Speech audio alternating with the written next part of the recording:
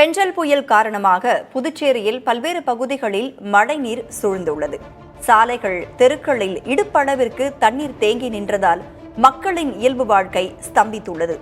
மழை தொடரும் என்ற எச்சரிக்கையால் நாளையும் பள்ளி, கல்லூரிகளுக்கு விடுமுறை அறிவிக்கப்பட்டுள்ளது.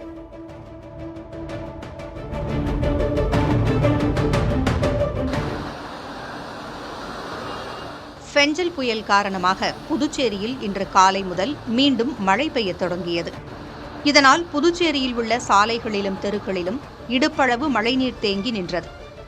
செம்மண் நிறத்தில் தேங்கிய மழைநீரால் மக்களின் இயல்பு வாழ்க்கை பாதிக்கப்பட்டது.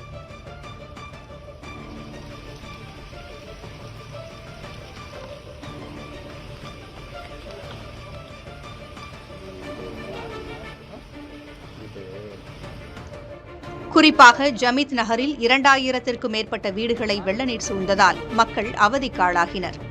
பால், காய்கறி உள்ளிட்ட அத்தியாவசிய பொருட்களை கூட வாங்க முடியாமல் மக்கள் திணறினர்.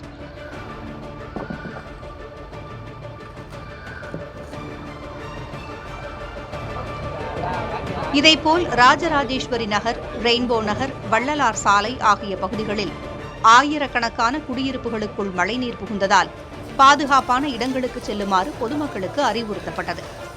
வீடுகளை விட்டு வெளியேற முடியாமல் தவித்தவர்களை படகுகள் மூலம் தீயணைப்பு படையினர் பத்திரமாக மீட்டு நிவாரண முகாம்களுக்கு அனுப்பி வைத்தனர்.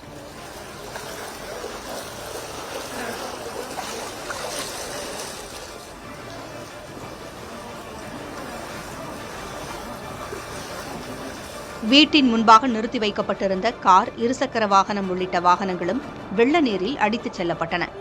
தெருக்களில் இடுப்பளவு தண்ணீர் தேங்கி நின்றதால் மக்கள் வீடுகளிலேயே முடங்கும் நிலை உருவானது.